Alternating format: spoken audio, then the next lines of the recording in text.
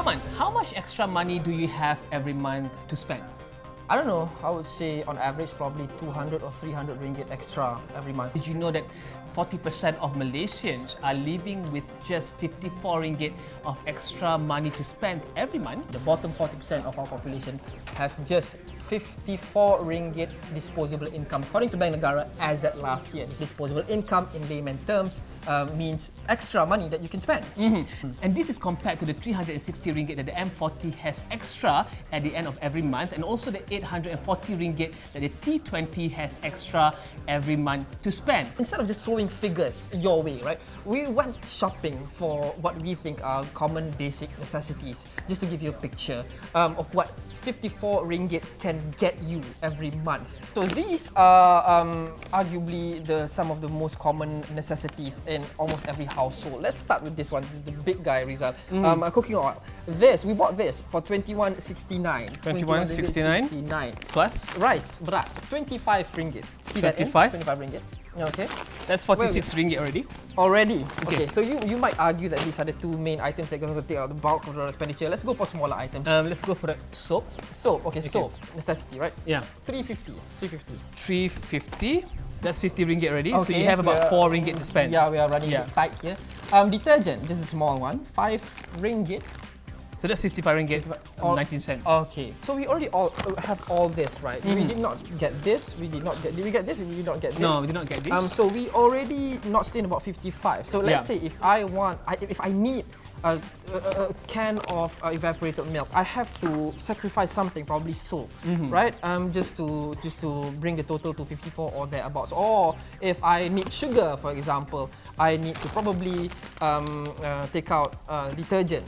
Granted, it's not really that accurate, but we are trying to illustrate the situation that you can find yourself in if you only have like 54 ringgit of extra income per month for basic necessities. What's worrying is that the bottom 40% has not much room to wiggle, just in case there's an emergency or just in case there's something happen. And they're also under a lot of pressure because of the rising cost of living, concerns over employment opportunities, and at the same time, the very high household debt in Malaysia. Rising cost of living, those have been the buzzwords for the past few years, right? And inflation is also being talked about a lot recently. Now we are not in November. A lot of economists are predicting that coming to the end of the year or December, inflation is probably going to increase because we have things, amongst others, like the monsoon season, which will affect crops, which will affect the fisheries, deteriorating supply of these basic necessities of fish, of vegetables,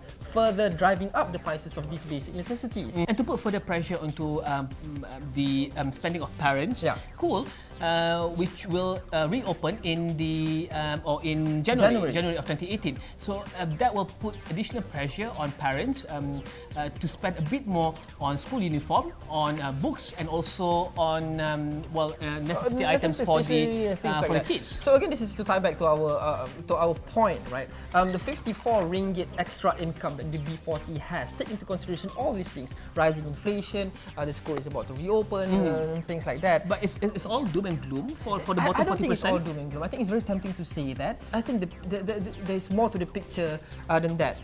We have taken steps in the right direction. Rizal, for example, we've raised the minimum wage to 1,000 ringgit for Peninsular Malaysia, and this has increased the labour's share of our GDP by 7.7% to over 35% last year. So we are making improvements. It's not all doom and gloom. And at the same time, the government has also announced a lot of incentives for the bottom 40% to look at where or areas or opportunities that they can get into to increase their income. Gini coefficient is one more thing. It's something that probably sounds a bit technical, but essentially it's just a measure of income inequality in a particular country.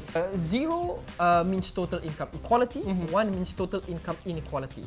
Where do we stand? In Malaysia, as at 1970, our Gini coefficient stood at 0.513%, and as at 2014, 3 years ago, we hit a historic low of 0.401%. Moving forward, the questions that we have to ask is whether we are on the right track to ensure that the quality of living for people in Malaysia is going to be better and improved. It's very simplistic to look at the numbers and just apply it to the general public and expect people to have 54 ringgit ringgit for the bottom 40% in general, and the top 20% to have 840 ringgit. And these numbers were captured in 2016. So maybe there's a lot of improvement for 2017. We have new policies being set out in our budget 2018. A lot of policies there to empower M40 and B40. Its effects have not obviously have not been felt because it's just too early. So next year we'll probably see better numbers. But again, there are things that I think we can't